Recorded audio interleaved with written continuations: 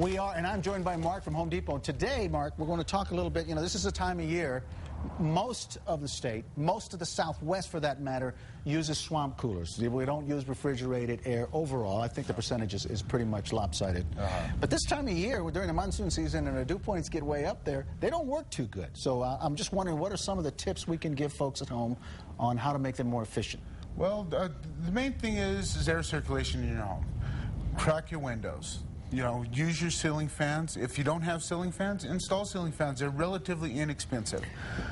So this is something that I've always been unclear about. How many windows do you actually open? You know what?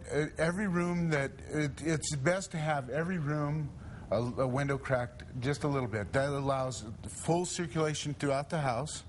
All right, keeps the pressure down. All right, it really circulates air in your home. Okay, now one of the other things that you mentioned to me is you got to make sure your filters are clean, so they'll circulate the air through it, right? Yes.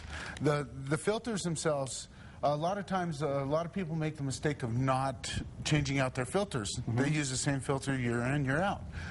You should change your filters, and if you have hard water, change your filters a couple times a year. Okay, what about the pads? The pads, actually, the pads themselves and the filters, they're just about the same thing.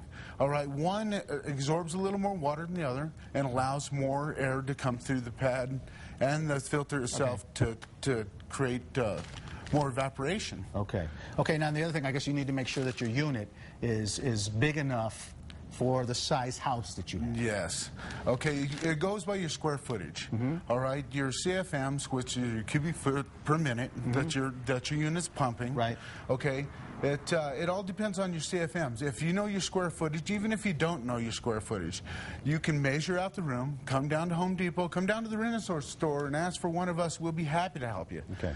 Figure out your square footage. We can tell you what you need. Okay, and if you're using, say, a wall unit, a refrigerated air, or if you've got the whole deal refrigerated, the whole house, again, you need to be very, very aware of what you keep your temperature at. It's easier to turn on the unit at a moderate temperature than it is to leave it off and then try to cool the house down, right? It's actually better to set it at a set temperature.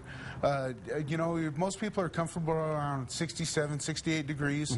Set your unit for 68 degrees and just leave it. Let it run 24 hours a day. Don't change it out. Don't change it. Okay, Mark, thank you very much. I hope that helps, because I know right now a lot of people are just struggling out there, especially at night before things begin to cool down.